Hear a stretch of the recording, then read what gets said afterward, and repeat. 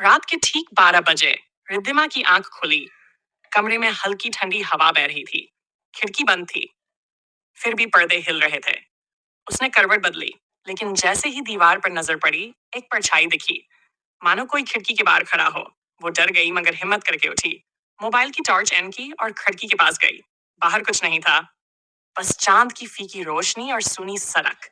वो वापस मुड़ी, पर अब वो परछाई कमरे के अंदर थी। रिद्धिमा ने टॉर्च घुमाई, कुछ नहीं दिखा। सांसें तेज हो गई, दिल जैसे बाहर आ जाएगा। अचानक उसके मोबाइल में अपने आप एक आवाज आई। इतनी देर लगा दी लौटने में। वो चीख पड़ी, पर आवाज बाहर नहीं निकली। अगली सुबह पड़ोसियों ने दरवाजा तोड़ा। कमरे में कोई नहीं था, बस दीवार पर लिखा था, अब मैं तुम्हारे साथ हूं, हमेशा।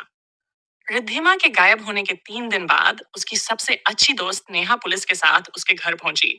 कमरा वैसा ही था, पर्दों पर हूल, टूटा हुआ मोबाइल और दीवार पर वो शब्द, अब मैं तुम्हारे साथ हूं, हमेशा।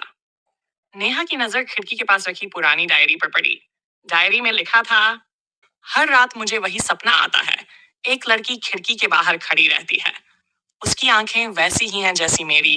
क्या वो मैं हूं या कोई और? नेहा का दिल जोर से धड़कने लगा। उसने डायरी बंद की और जैसे ही मुड़ी, आईने में एक झलक दिखी। रिद्धिमा उसके पीछे खड़ी थी, पर जब उसने पलटकर देखा, वहां कोई नहीं था। आईने में फिर वही परछाई थी। धीरे धीरे आईने पर उंगलियों के निशान उभरने लगे और एक वाक्य लिखा गया, वादा किया था, साथ रहूंगी हमेशा। नेहा पीछे हट गई, डर के मारे गिर पड़ी। आईना टूट गया और टूटे टुकड़ों में रिद्धिमा का चेहरा हंस रहा था।